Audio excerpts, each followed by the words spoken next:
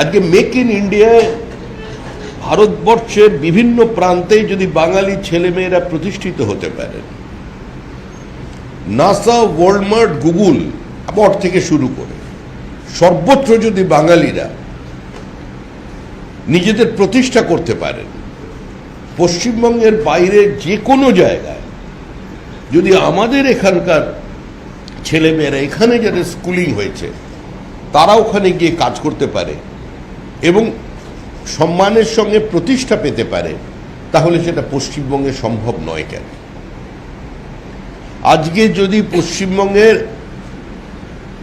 যারা ডায়মন্ডের কাজ করে, পাথর সেটিং বা কাটিং এর, আজকে যদি বাঙালিরা বলে বা পশ্চিমবঙ্গবাসীরা বলে যে আমরা এই কাজ আগামী 10 দিন করব না, তাহলে সুরত, আহমেদাবাদ, মুম্বাইয়ের ডায়মন্ড মার্কেট কোলাপস করে যাবে। আজকের পৃথিবীতে কে কোথায় বাড়ি, কে কোথায় বসে আছেন আর তার ফ্যাক্টরি কোথায়, এটা আলোচনার বিষয় নয়। কিন্তু দুর্ভাগ্যের বিষয়, মেদিনীপুরের বিভিন্ন জেলা তারা সেখানে উপার্জন করছেন, তারা শুধু এখানে সেখানে সম্পদ বৃদ্ধি করছেন তা নয়, তারা স্টেটসে গিয়ে পর্যন্ত বাড়ি কেনার মতো সামর্থ্য তৈরি করতে পেরেছেন। কিন্তু আজকে একটাও এই ধরনের হাব পশ্চিমবঙ্গে তৈরি হয়নি। কার্যত এখানে judiciary is under threat, total absence of law and order, total anarchy, একটা পলিটিসাইজ অ্যাডমিনিস্ট্রেশন যেখানে নেতা নেত্রী পুলিশ মন্ত্রী মিলেমিশে একাকার হয়ে গেছে। এবং বিশেষ করে সিঙ্গুরের ঘটনা সারা ভারতবর্ষ এবং ভারতবর্ষের শিল্পপতিদের কাছে একটা ভিন্ন বার্তা নিয়ে গেছে। মুখ্যমন্ত্রীর পাশে বিজিবিএস এর মঞ্চে যারা উপস্থিত থেকে বলেন এত ভালো শিল্পবান্ধব পরিস্থিতি কোনোদিন অতীতে তৈরি হয়নি, তাদের 10 বছরের ব্যালেন্স শিট দেখুন, তারা বিনিয়োগ করছেন উত্তরপ্রদেশে, উত্তরাখণ্ডে, উড়িষ্যায়, গোয়ায় এবং সাম্প্রতিককালে আসামে। আমাদের এখানে যারা পুঁজি তৈরি করেছেন সেটা সাইফন অফ হয়ে অন্য জায়গায় চলে যাচ্ছে। এখানে যদি বৃহৎ শিল্প গঠন করার পরিবেশ না তৈরি করা যায়, তাহলে খুব স্বাভাবিকভাবেই এ রাজ্যের নতুন কোনো শিল্প সম্ভাবনার জায়গা নেই। আমরা ম্যানিফেস্টো, আমাদের সংকল্পপত্র প্রকাশ করেছি, সেখানে আমরা প্রান্তিক মানুষের পাশে দাঁড়ানোর চেষ্টা করেছি। সমাজের সর্বস্তরের মানুষের কাছ থেকে তারা সাজেশন নিয়ে আমাদের যে কমিটমেন্ট সেটা আমরা মানুষের সামনে রেখেছি। এ রাজ্যে অনেকে প্রশ্নও করেছেন এর মধ্যে, যেখানে ডোলের ক্ষেত্রে তো তৃণমূলের থেকে বিজেপি এগিয়ে আছে, কিন্তু রোজগারের ক্ষেত্রে, ইন্ডাস্ট্রির ক্ষেত্রে কেউ কিছু বলেনি। The BJP and industrialization is almost synonymous. BJP শাসিত রাজ্যের পরিস্থিতি মানুষের জানা। হ্যাঁ, অবশ্যই কিছু বিষয় আমাদের বাদ পড়েছে, তার মধ্যে সাংবাদিকরা আছেন, এটাও আমরা ইনক্লুড করব, যে সাংবাদিকদের একটা নির্দিষ্ট অ্যামাউন্ট আমরা ঠিক করছি আলোচনার মধ্যে দিয়ে, তাদের জন্য ট্রেন যাত্রাকে ফ্রি করার, এবং অনেক হাউস আছেন যেখানে সাংবাদিকরাও অনেক নিদারুণ দুর্দশার মধ্যে আছেন। তো এখন তো সরকার ক্ষমতায় আসেনি, কিন্তু গভর্নমেন্ট ইন ওয়েটিং। তো সরকারে এলে প্রতি মাসে 5,000 টাকা করে তাদেরও পেনশনের ব্যবস্থা করা হবে। সামগ্রিকভাবে একটা দুর্নীতিমুক্ত, ভয়মুক্ত পশ্চিমবঙ্গের সমাজ উপহার দেবারই আমাদের লক্ষ্য। আমরা মনে করি বিগত 15 বছরে একটা লুম্পেন প্রলেতারিয়েতের আপসার্চ হয়েছে, আর একটা লুম্পেন ক্যাপিটাল জেনারেটেড হয়ে গেছে। প্রত্যেকেই ইজি মানির পেছনে দৌড়চ্ছে। কার্যত নতুন কিছু করার, নতুন কর্মসংস্থানের সুযোগ বৃদ্ধি করার কেউ নেই। গোটা পশ্চিমবঙ্গ একটা বড় বৃদ্ধাশ্রমে পরিণত হয়েছে। একটু শিক্ষিত অভিজাত অঞ্চল যেগুলো আছে, সে আপনি যোধপুর পার্ক, গড়িয়াহাট, এদিকে টালিগঞ্জ থেকে শুরু করে ওদিকে বিধাননগর পর্যন্ত, কলকাতার অ্যাডজয়নিং সমস্ত এলাকা কার্যত বৃদ্ধাশ্রম। সেখানে 40 ঊর্ধ্ব কোনো মানুষকে পাওয়া যাবে না, কারণ সবাই ছেড়ে চলে যাচ্ছে। দুর্ভাগ্যের বিষয়, এই রাজ্যে সামান্যতম আর্থিক সচ্ছলতা থাকলে উচ্চ মাধ্যমিক বা +2 পাস করবার পরে তারা সবাই ছেলে মেয়েদের বাইরে পাঠিয়ে দিচ্ছেন। এটা কাঙ্ক্ষিত নয়, এবং সার্বিকভাবে বাংলা এবং বাঙালির যে অস্মিতা, তা হলো বাংলা ভাষা। আমি প্রথমে একজন ভারতীয়, তারপরে একজন বাঙালি, কিন্তু আমি বাংলা ভাষায় কথা বলি, বাংলা ভাষায় চিঠি লিখি, আমি বাংলায় বক্তৃতা করি, বাংলায় স্বপ্ন দেখি। আমাদের দেহ মনে রবীন্দ্রনাথের কালে শক্তি চট্টোপাধ্যায় যতটাই প্রভাবিত করে থাকুক না কেন, আমরা রবীন্দ্রনাথকে বলতে পারি। সমরেশ বসু একবার বলেছিলেন যে আমাদের নতুন লেখকদের একটা বড় অসুবিধা হচ্ছে, তারা রবীন্দ্রনাথকে ভালোভাবে পড়েনি, রবীন্দ্রনাথকে ভালোভাবে বোঝেনি। সবচেয়ে বেশি রবীন্দ্র বিরোধী কবি বলে যিনি প্রতিষ্ঠিত ছিলেন, সেই শক্তি চট্টোপাধ্যায়েরও বক্তব্য তাই ছিল। কিন্তু শক্তি চট্টোপাধ্যায় কোনোদিন কথাঞ্জলি লেখার দুঃসাহস করেননি। কোনোদিন তিনি কবিতা বিতান লেখেননি। সুনীল গাঙ্গুলি বা সমরেশ বসু, সমরেশ মজুমদারেরা কোনোদিন বিশ্বভারতীর পাশে আরেকটা বিশ্ব বাংলার স্বপ্ন দেখেননি। এই যে ভাষাভিত্তিক রাজ্য গঠন, যারা আমরা নীতিগতভাবে জনসংঘের সময় থেকে বিরোধিতা করেছিলাম, পশ্চিমবঙ্গে যারা বাস করেন, যারা এ রাজ্যের সম্পদ সৃষ্টিতে সাহায্য করেছেন, একজন শ্রমিক হিসেবে করেছেন, বিনিয়োগকারী হিসেবে করেছেন, চাকরিজীবী হিসেবে করেছেন, সাংবাদিক হিসেবে করেছেন, লেখক হিসেবে করেছেন, আমরা মনে করি তারাও বাঙালি। আর সর্বোপরি আজকের এই যে পশ্চিমবঙ্গ, যেখানে আমরা বসে আছি, এই প্রেস ক্লাব, হিন্দু হোমল্যান্ড, যার প্রস্তাবনা গ্রহণ করেছিলেন, অবশ্যই আমাদের দল নয়, বারবার এটা ভুল হয়, 6 এপ্রিল 1947 সালের তারকেশ্বরে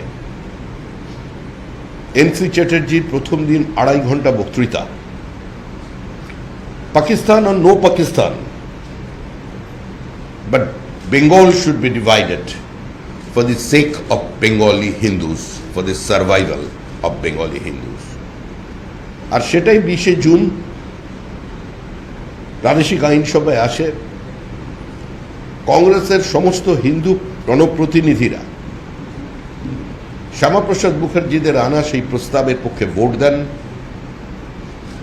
এবং minority has a right to self ডিটারমিনেশনের কথা বলে যে বামপন্থীরা পশ্চিমবঙ্গ, ভারতবর্ষকে 28টি রাষ্ট্রে বিভক্ত করে তবে ডোমিনিয়ন স্ট্যাটাসকে তুলে দেবার কথা বলেছিলেন, যারা গঙ্গার পূর্ব তীর থেকে গোটা বাংলাকে পাকিস্তানে দিয়ে দেবার প্রস্তাব দিয়েছিলেন, এবং পিপলস ওয়ার পত্রিকায় ম্যাপ আকারে তার মানচিত্র প্রকাশ করেছিলেন, সেই পার্টির নেতা রতনলাল ব্রহ্মণ এবং জ্যোতি বসু, তারাও কিন্তু বাইরে বিরোধিতা করে ভিতরে সেদিন ভোট দিয়েছিলেন, এবং অবশ্যই নিজেদের ধারাবাহিকতা বজায় রেখে ভোট দিয়ে বেরিয়ে আসার পরে আবার স্লোগানও দিয়েছিলেন, বাংলা ভাগ করলো কে, শ্যামাপ্রসাদ আবারকে। কিন্তু তাদের কাছেও আমরা কৃতজ্ঞতা জানাচ্ছি, প্রণাম জানাচ্ছি যে আমাদের এই হোমল্যান্ডকে তারা রেখে দিতে পেরেছিলেন। নাহলে বাংলাদেশের সাংবাদিকরা আক্রান্ত, রক্তাক্ত, ক্ষতবিক্ষত, বাংলাদেশ কমিউনিস্ট পার্টির যিনি সম্পাদক তিনি প্রথম গুলিবিদ্ধ, যিনি খালেদার সঙ্গেও নেই, জিয়ার সঙ্গেও নেই, তার সারনেমের কারণে তিনি মারা গেছেন।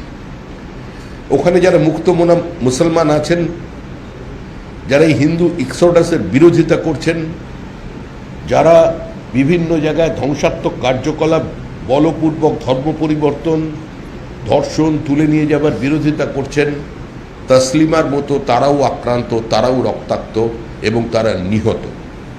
1100 পুলিশকে প্রথমে খুন করা হয়েছিল, যার মধ্যে 99% কিন্তু মুসলমান ছিল। অর্থাৎ আজকে পশ্চিমবঙ্গের সামনে যেটা সবচেয়ে বড় চ্যালেঞ্জ সেটা হচ্ছে র্যাডিক্যালাইজেশন। এবং এখনো পশ্চিমবঙ্গের জনমন এতে প্রস্তুত হয়েছে বলে আমার জানা নেই।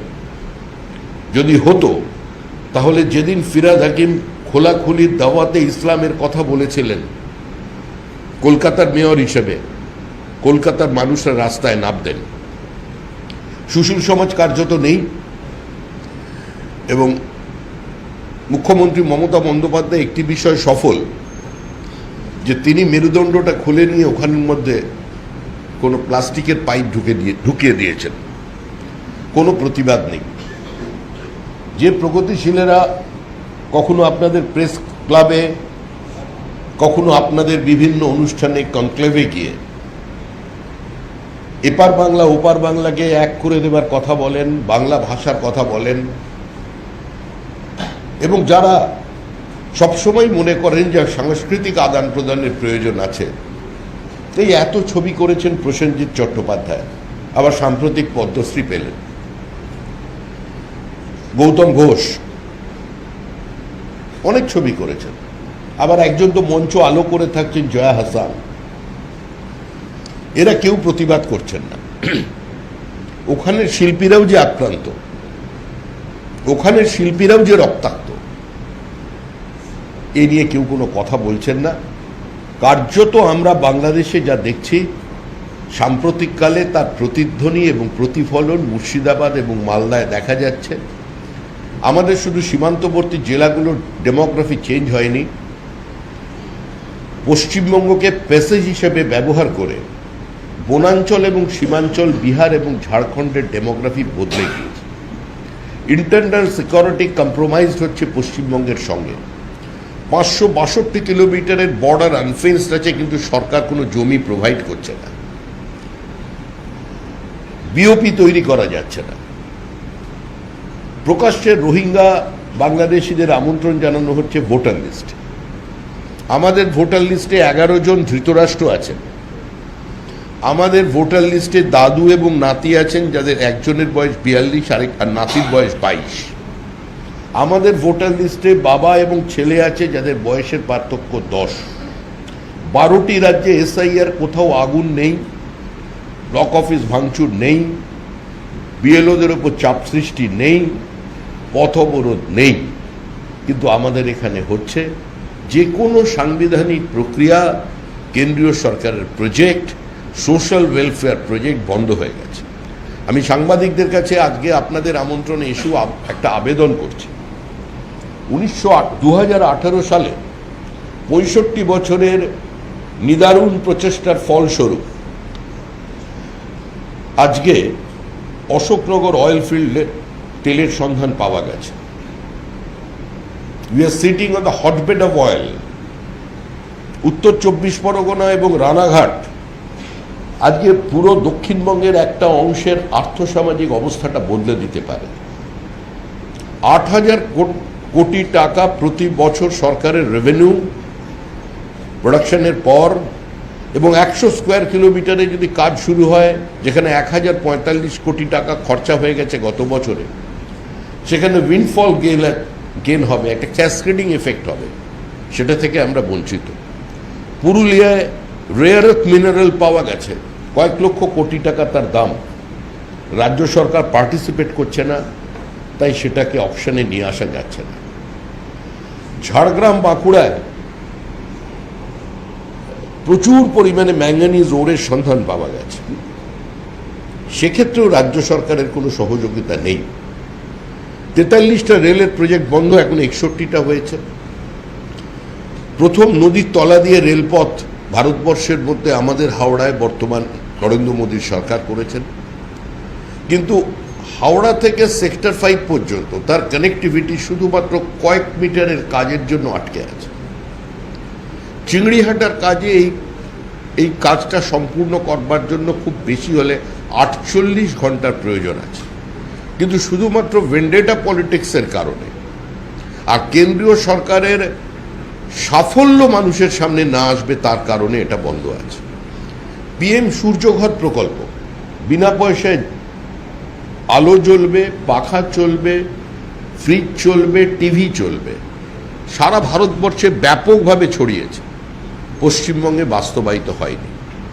অসংগঠিত শ্রমিকদের জন্য, ছোট ছোট পেশায় নিযুক্ত মানুষের জন্য পিএম বিশ্বকর্মা যোজনা কার্যত এখানে লাগু করা যায়নি। ডোমেস্টিক ট্যুরিজমের মধ্যে সবচেয়ে বেশি এগিয়ে আছে পশ্চিমবঙ্গের বাঙালিরা, তাদের উপস্থিতির সংখ্যা 60%। আজকে যদি কেউ বেড়াতে গিয়ে অসুস্থ হন বাইরে কোনো জায়গায়, তাকে হসপিটালে অ্যাডমিশন করানোর জন্য আপনার স্বাস্থ্যসাথী কোনো কাজ করবে না।